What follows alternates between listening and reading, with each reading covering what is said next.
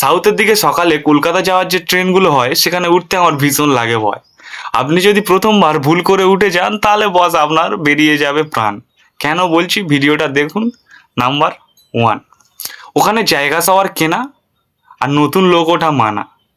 কোনো নতুন ছেলে যদি ভুল করে উঠে যায় আর সে পাটা যদি মাথায় নিয়ে দাঁড়ায় তাহলে সবার ভালো হয়, কেউ দাঁড়াতে দেবে না।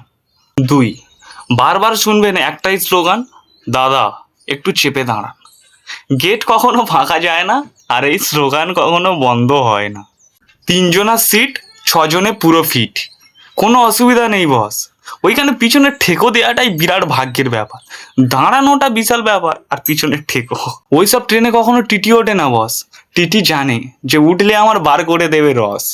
যদি আমি টিকিট চাই সবাই মিলে চেপে আমার উপরের টিকিটটা ধরিয়ে দেবে। সবার শেষে নতুন সরকারের কাছে একটাই আবেদন, যে দয়া করে কিছু ট্রেন বাড়ান, আর নইলে আপনি এসে একবার ট্রেনের মধ্যে দাঁড়ান। বুঝতে পারবেন কি কষ্টে মানুষ যায়। টাটা, আর পেজটা ফলো করে দাও।